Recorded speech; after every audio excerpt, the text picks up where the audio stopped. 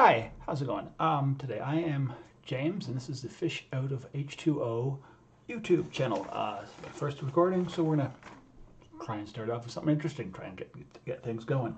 Um, Very basic recording. We are now into April 2019, and I am looking at what are biggest hyped, most anticipated games yet to come out in 2019.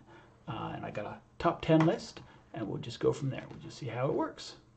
And I'll tell you kind of what about the game and why I am hyped about it. So the first one is Dragon Quest Builders 2. This is from Square Enix, obviously a big company.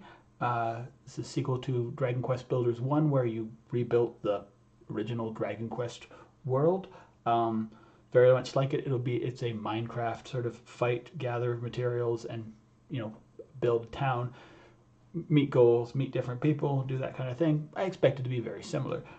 This game is coming out on July 12th, 2019, and will be available for the PlayStation 4 and the Switch. I liked the first one. It was fun. It was, there was some adventure, some sort of retroness to it, with it being like the Dragon Quest builders, Dragon Quest. This one's adding a few new features. I don't expect it to be too much big, but if you like the first one, you'll probably like the second one. And this is coming out, as I say, on the 12th of July for PlayStation 4 and Switch. The next one is, and there's a few indie games. So this is an indie game. Oops. And this one, sorry, is Phoenix Point. Phoenix Point is by Snapshot Games. Very much sort of, and that's what they're trying for it to be, is to be sort of an inspired by XCOM game. A very XCOM-like game. If you like XCOM, the battling aliens, building up your forces, going into battle, Phoenix Point is going to be a game you're going to want to look into. Apparently there's going to be Lovecraftian inspired aliens. They kind of like that thing. Phoenix Point is coming out, supposed to be coming out, slated to come out in September 2019 for Windows, Mac, and Xbox One. And it's apparently, I haven't tried it. It is in early access now. I think you can buy it through their website. I'll link all this stuff below. Websites, trailers, whatever I can. The next one, The Legend of Zelda: Link's Awakening. It's a Zelda game, so normally they're pretty good. Out by Nintendo. This game is a remake of a 1993 Game Boy Color game. It's a Game Boy. I'm not sure if it was Game Boy or Game Boy Color, but basically, I never played this game, but people are very hyped about it. It's apparently, if they're remaking it, must have been something worth remaking. And yeah, it's one of the games where apparently Link is not in the main story world of Hyrule. He is on another island, and there's very little, crossover characters like that. Just Link. And then basically, it's an basic adventure exploration game, like the Legend of Zelda games. Probably, I'm looking forward to it. And like another one is coming out for the Switch only. I think Switch is going to have a very good year this year. Whoa, am I going blurry? There I am. So, if you have a Switch, it's probably a good year. It's probably a good year. It will be a good year for you in gaming. Next one, obviously another big Nintendo property, Animal Crossing. They're finally bringing out their Switch game, and I have never played an Animal Crossing game because I really haven't owned a lot of Nintendo products. I owned the first couple, and then I've kind of come back to it. Lots of hype for the Animal Crossing series, so I'm hyped to actually try this one out. I'm sure it will be something, or I hope it will be something people will like. Coming out in 2019, just for the Switch, once again. And we'll slow down once we get a little into our top 5. Oh yes, there we go. So here's a new one. Fire Emblem Three Houses. Another series I've played very little of, but has a lot of hype behind it. And I'll kind of tell you. Oops, we're a little off.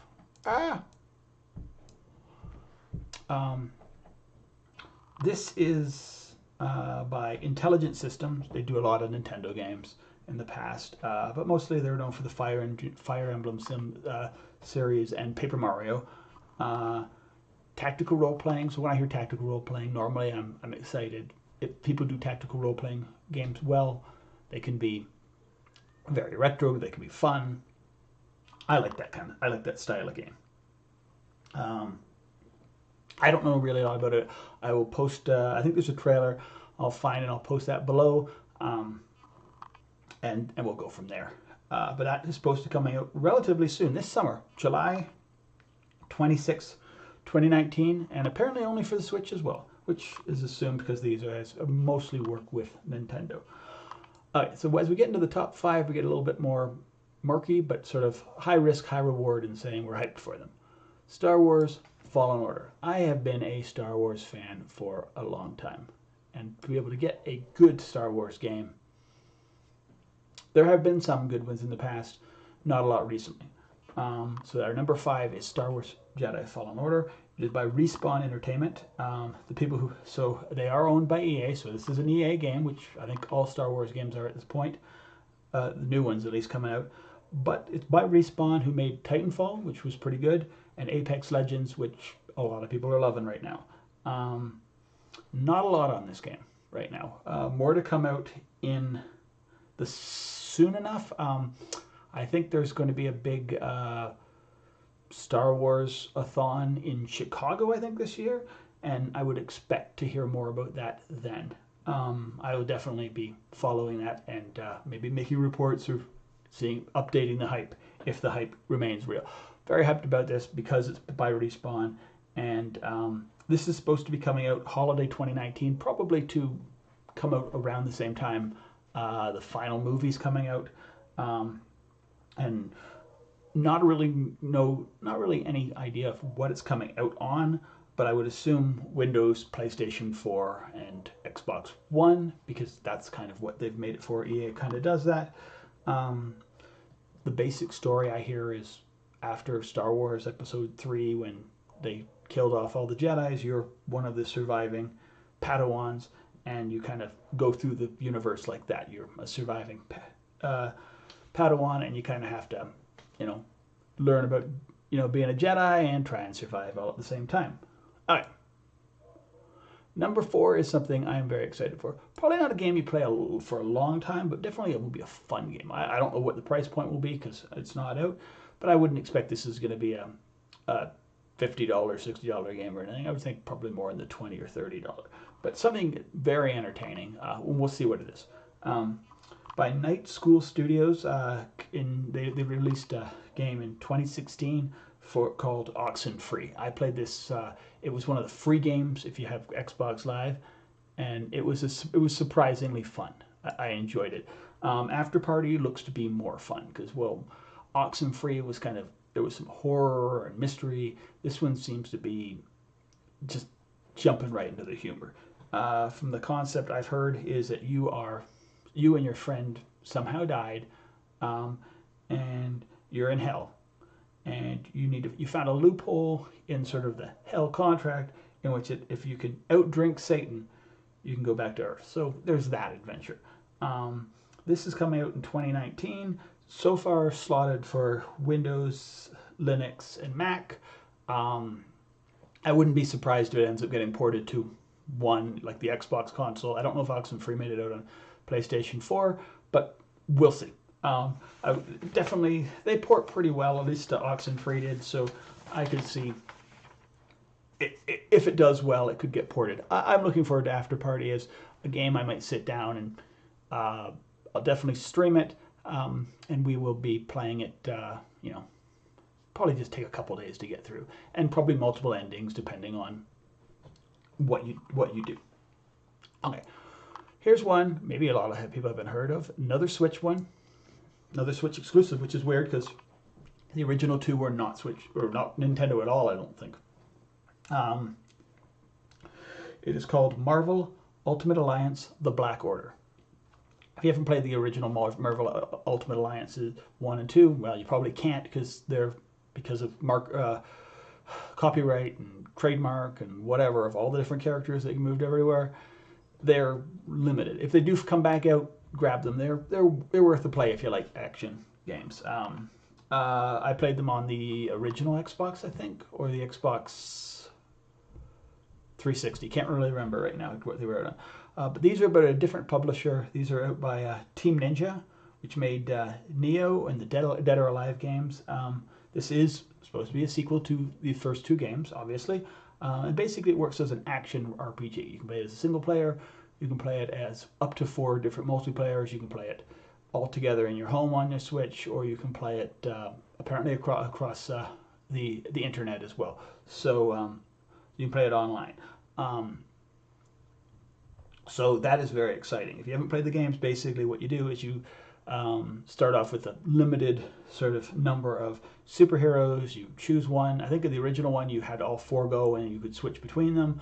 I don't know if they're going to do the same thing in this one. But basically, as the superheroes, you battle through the bad guys, mini bosses, and bosses. You're recruiting new heroes and leveling up your powers. There's I think like the second game, there's even combo powers you can use.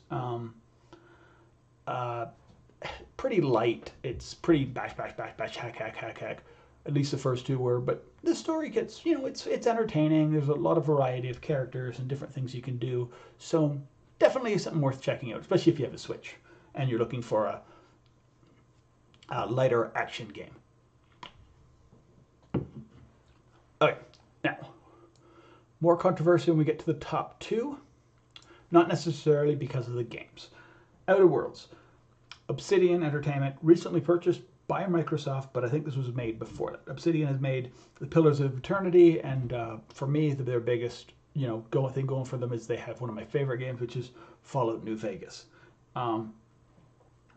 This is going to be an RPG, I would expect, along the line. I think your first-person RPG along the lines of like the Fallout series and that kind of thing. It's in space, but it also might have a bit of a frontier western feel to it, because I'm not sure if you're necessarily going to be flying around ships. Most of the stuff is adventuring on new terraformed planets. And so basically working with this, you woke up out of cryosleep, and there's probably, mysteries and adventures to undertake. It is coming out in 2019.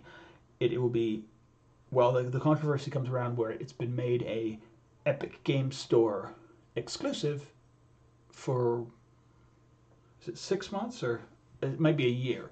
So it won't be available on Steam, but it will be available if you want it on your PC. It will be available through and you don't want to do the Epic Store. It will be available through Microsoft Store, but it's also available on the 2 major consoles, Xbox and PS4. At least that's what we've been told. These things change. Okay, and finally, coming out really recently, but very excited, one of my favorite series, Borderlands. Borderlands 3, coming out by Gearbox. And Gearbox, controversy there. They've made some bad games, but the Borderlands games they make, 1 and 2, are very good. If you haven't played Borderlands 1 and 2, Borderlands 1 Remastered is available for now, and it's available for if you already have a copy of the Game of the Year, you get that automatically if you have it for the Windows. Otherwise, it's available now on the new consoles, Xbox One and PS4. There's also your old version, backward compatibility version of Borderlands 1 still works, so if you have one for the 360, but you don't get the upgrade. Still, very good game. The upgrade, I've been playing the upgrade, very nice. Borderlands 2, one of my favorite games, better than Borderlands 1. Well, Borderlands 3 may not be as good as Borderlands 2. It just has to be a Borderlands game for it to have a lot of hype and be very good. Obviously, it's a sequel to 1 and 2. which I think there's going to be elements from sequel from incorporated from the pre-sequel, which some people liked. I wasn't a big fan, but you know, and from the Telltale Borderlands series, there's going to be some characters brought over from those things. It's a looter shooter, classic looter shooter, if not the one that defined the looter shooter genre. 4-player co-op.